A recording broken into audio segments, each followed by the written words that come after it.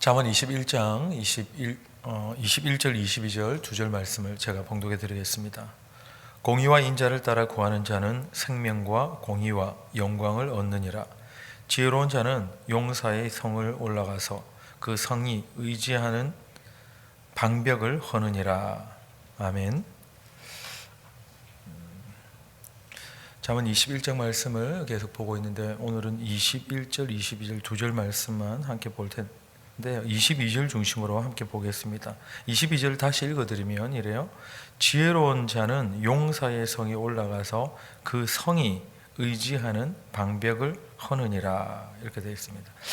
이 성을 좀 쳐들어가서 특히 용사가 거하는 성에 올라가 가지고 이 성벽을 헐어서 무너뜨리려면 지혜도 필요하겠지만 용기가 더 필요하다는 생각이 듭니다. 여러분은 어떻게 생각하세요?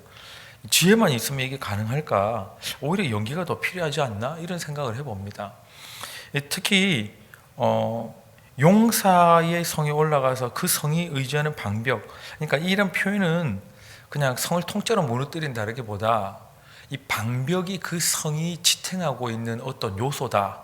그 용사가 특히 그 성에 거하면서 뭔가 좀 안심할 수 있는 그런 요소를 지금 방벽이다 이렇게 표현한 거예요. 그러니까 용사가 어떻게 하면 저 용사를 무너뜨릴 수 있고 저 성을 차지할 수 있을까 했을 때에 계책을 내보니까 저 방벽을 무너뜨리면 되겠구나 이렇게 생각을 한 거겠죠.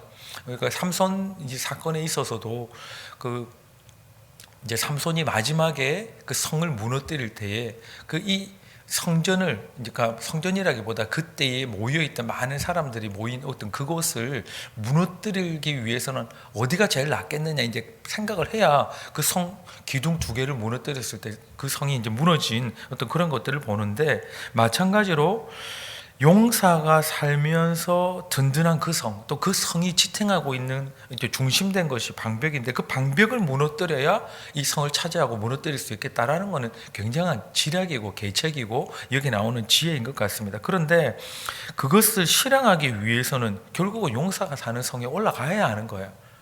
그런 면들을 이제 표현하면 포함해서 이제 보면 여기 지혜라는 것은 용기가 분명히 있어야 한다라는 것을 같이 이제 말씀하고 있는 거예요. 그런 의미에서 참 지혜라는 것은 머리로만 궁리를 하는 것이 아니라 실제로 실행에 옮길 수 있는 그런 이제 행동들, 또 뿐만 아니라 그러기 위한 용기, 이런 모든 것들이 포함되는 것이 참 지혜일 것이다라는 것입니다. 여기 22절에 나오는 용사라는 단어는 기본 의미가 강력한이라는 것입니다. 강력한 사람 혹은 용사, 폭군, 거인이라는 의미를 이제 포함하는 것이 용사인데, 용사 강한 사람을 무너뜨리는 것도 쉽지 않은데 용사가 스스로의 힘보다 또 더 의지할 만한 이 성, 견고한 초롱성 같은 것을 무너뜨린다는 것은 그만큼 또 어려운 것 같아요. 그러니까 이건 이중적인 어려움이죠. 용사를 무너뜨릴 뿐만 아니라 이 용사가 탁 숨어버리면 그 성이 이제 너무 초롱성 같으면 침략 못하는 경우들도 있단 말이에요. 이제 그런데 이 용사도 무너뜨려야 되고 이 용사가 의지하는 것 같은 이 성도 무너뜨려야 되는 이 용사만큼이나 어려운 과제인 것 같습니다. 그런데 그러니까 이 용기, 이 지혜라는 것은 이 용기를, 그 용사를 무너뜨리고 성벽, 방벽도 무너뜨리는 그러한 용기까지 겸비해야 진짜 참 지혜가 될 텐데, 이러한 지혜를 발휘한 대표적인 인물이 떠오르는 인물이 있어요? 저는 묵상하다 보니까 딱 한 명이 갑자기 팍 떠오르는 거예요. 저는 갈렙이 떠올랐습니다. 갈렙이 지혜를 겸비한, 그리고 또 용기를 가진 그런 사람이지 않을까 생각을 하게 됩니다. 왜냐하면 갈렙 당시 때에 그 가나안 정복하는 이 사건에 보면 거인들이 막 득실되는, 특히 가장 거인이 많았고 강력하다고 표현될 수 있는 이 헤브론이라는 땅, 이 이름으로는 기랏 아르바라고 표현되는데, 이제 아르바라는 사람 때문에 그런 이제 성 이름이 원래 있었던 그곳을 점령해야 되는 때에 주저없이 갈렙은 내가 가겠습니다 이런 표현을 쓰거든요.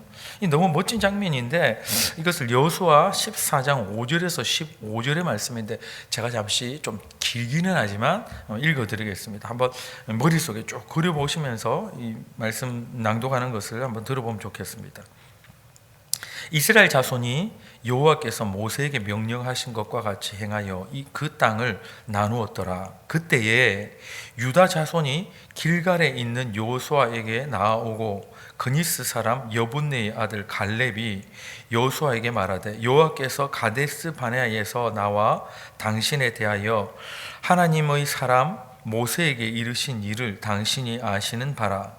내 나이 40세에 여호와의 종 모세가 가데스 바네아에서 나를 보내어 이 땅을 정탐하게 하였으므로 내가 성실한 마음으로 그에게 보고하였고 나와 함께 올라갔던 내 형제들은 백성의 간담을 높게 하였으나 나는 내 하나님 여호와께 충성하였으므로 그날에 모세가 맹세하여 이르되 내가 내 하나님 여호와께 충성하였은즉 내 발로 밟는 땅은 영원히 너와 네 자손의 기업이 되리라 하였나이다. 이제 보소서 여호와께서 이 말씀을 모세에게 이르신 때로부터 이스라엘이 광야에서 방황한 이 45년 동안을 여호와께서 말씀하신 대로 나를 생존하게 하셨나이다. 오늘 내가 85세로되 모세가 나를 보내던 날과 같이 오늘도 내가 여전히 강건하니 내 힘이 그때나 지금이나 같아서 싸움이나 출입에 감당할 수 있으니 그날에 여호와께서 말씀하신 이 산지를 지금 내게 주소서.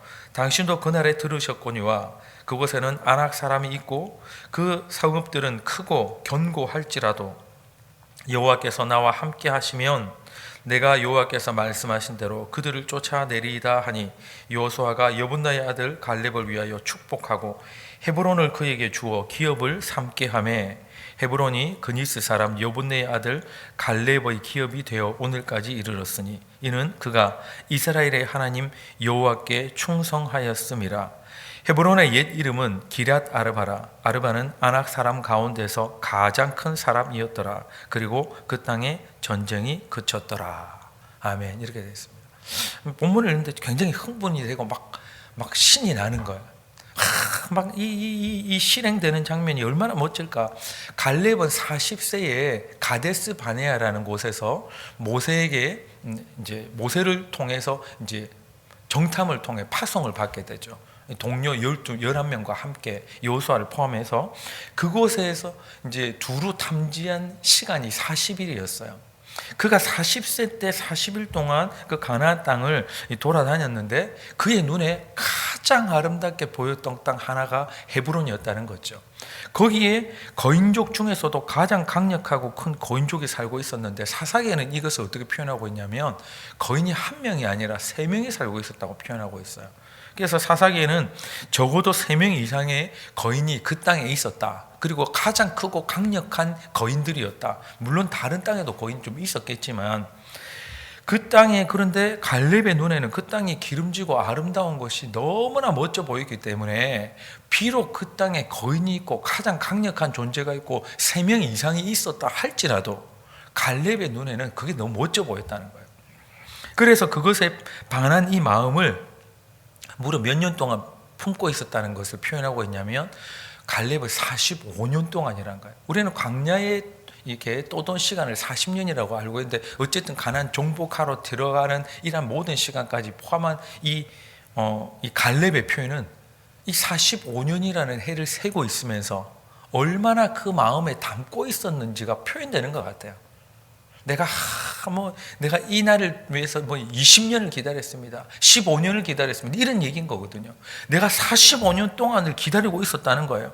그 땅을 차지하리라는 그 마음.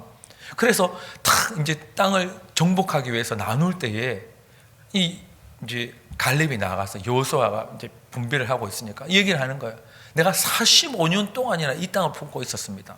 그 땅은 절대 남에게 주면 안 된다. 내 땅이다. 내가 가져야 된다. 그날 모세가 맹세했지 않느냐? 당신 들었지 않느냐? 지금 이렇게 나오는 거예요. 한치의 망설임도 없이 그 땅을 달라고 요구한 것입니다.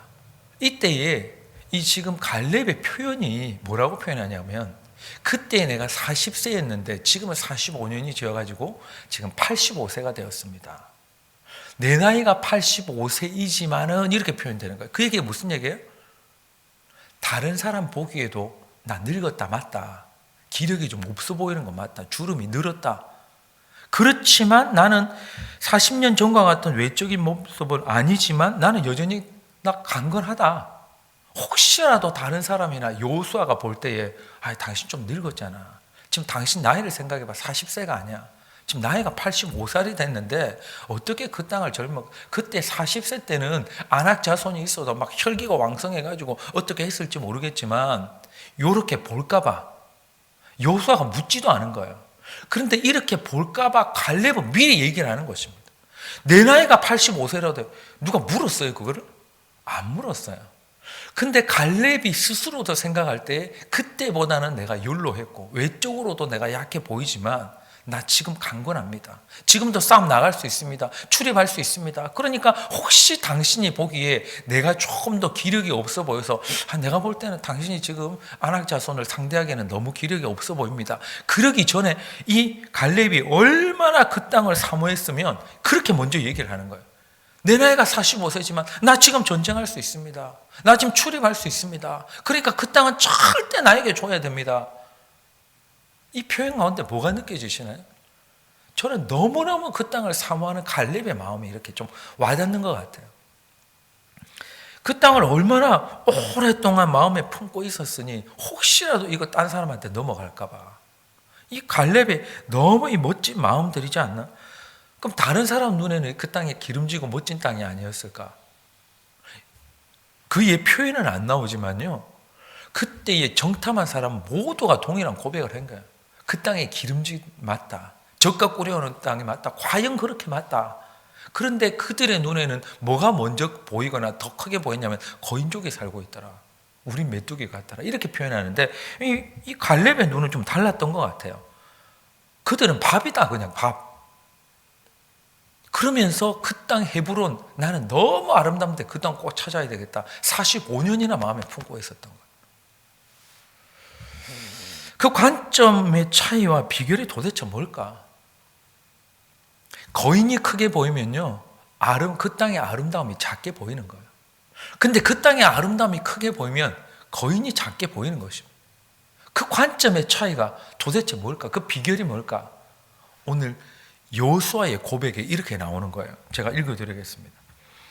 요수아가 아니 갈렙의 요수아 14장 12절에 그날에 여호와께서 말씀하신 이 산지를 지금 내게 주소서. 당신도 그날에 들으셨거니와 그곳에는 아낙 사람이 있고 그 성읍들은 크고 견고할지라도 여호와께서 나와 함께 하시면 내가 여호와께서 말씀하신 대로 그들을 쫓아내리이다. 아멘. 갈렙의 눈에 거인이 안 보였을까요? 보였죠. 왜 안 보였겠습니까? 갈렙의 눈에도 보인 거예요. 문제점 투성이인 그 땅과 그 성이 보인 것입니다. 그래서 고백을 한 게 지금 표현이 뭐가 보이냐면 아낙 사람이 있고 그 성읍들은 크고 견고하다. 지금 갈렙은 눈이 먼 게 아니에요. 분명히 그걸 본 것입니다. 정확히 판단한 거예요. 아낙 사람이 있더라. 거인들이 있더라. 크고 견고하더라. 성도 막 너무너무 무지하게 크고 견고해가지고 우리가 치고 들어가기 어렵더라. 이게 지금 깔고 있는 것입니다. 갈렙은 미친 게 아닌 거예요. 눈이 먼 게 아닌 것입니다. 그러나 하고 지금 표현되는 게 뭐냐면 여호와께서 함께 하시면, 이게 관점의 차이인 거죠. 이 나머지들의 차이, 모든 것을 낳는 단 하나의 문장, 그 단락이 뭐냐면 여호와께서 함께 하시면, 그거였거든요. 갈렙에게 있어서는 그거였다는 거죠. 그것이 결국 관점의 차이를 낳고 45년 동안이나 이 꿈 같은 것을 품고 있는 이 비결이 되었다는 것입니다. 오늘 우리도 이 비결로 우리에게 주어진 삶을 감당할 수 있으면 좋겠습니다. 우리도 이 비결로 세상으로 파송받아 나아갑시다. 뭘로 나가겠습니까? 우리 눈에 보기에는 뭐 눈이 멀어가지고 딴 게 보이나, 그게 아니잖아요. 그것도 보이고 다른 거 보이지만 그 가운데 딱 하나 우리에게 질 수 있는 것이 있다면 여호와께서 함께 하시면, 견고할지라도 여호와께서 나와 함께 하시면. 우리 삶에 안악 자손이 없습니까? 있잖아요. 우리를 두렵게 하는 사람들이 얼마나 많습니까? 우리를 두렵게 하는 사회적인 제도들과 또 자연적인 환경들이 얼마나 많습니까? 안악 자손들이 이 표현대로 한다면 그곳에는 안악 사람이 있고 우리 삶에도 오늘 안악 자손이 있을 거예요. 득실될 거예요. 우리가 감당할 수 없는 크고 견고한 성이 우리 앞에 가로막을 것이 어쩌면 분명할 것 같습니다. 그런데 갈렙의 이 고백, 우리 삶에 안악 자손이 있고 그 성은 크고 견고할지라도 여호와께서 나와 함께 하시며, 이 고백으로 우리 넉넉히 승리하는 되기를 예수님 이름으로 축복합니다. 한번 기도하시겠습니다. 하나님 아버지, 오늘 잠언의 말씀에 지혜로운 자는 용사의 성에 실제로 올라가고 그 성이 의지하는 방벽을 허물어뜨린다 했는데, 우리에게는 지혜뿐만 아니라 이 땅을 넉넉하게 승리할 수 있는 그러한 용기도 필요합니다. 하나님, 지혜를 겸비한 용기, 용기를 겸비한 지혜, 하나님 그것이 갈렙에게 있었던 것처럼 우리에게도 주여 이 비결을 잘 깨달아 오늘 그 비결을 가지고 세상으로 나아갈 수 있도록 주여 도와 주시옵소서. 그때만 안옥 자손이 있었던 것 아니고 그때만 성립이 견고하고 큰 것이 아니라 우리 삶에도 하나님, 우리가 감당하지 못할 것 같은, 마치 우리 스스로 보기에 메뚜기 같이 여겨질 만큼 너무나 크고 견고한 그러한 장애물들과 너무나 하나님 크고 강력한 그러한 용사와 같은 그러한 존재들이 우리 앞에 가로막을 때도 있나이다. 주여, 오늘도 어쩌면 그럴지 모르겠지만 갈렙의 이 멋진 고백이 우리의 고백, 우리의 비결도 되게 하여 주셔서, 그럴지라도 여호와께서, 하나님께서 나와 함께 하시면 우리도 이 고백을 하며 하나님 아버지 오늘 승리할 수 있도록 주여 도와 주시옵소서. 그래야 하나님, 장애물이 크게 보이는 것이 아니라 하나님의 편팔, 하나님의 손이 더 강력하고도 더 크게 보일 수 있는 그런 믿음의 눈이 하나님 우리 눈에 활짝 떠일 수 있도록 주여 우리를 이끌어 주시옵소서. 함께 하실 줄 믿고 예수님 이름으로 기도하옵나이다. 아멘.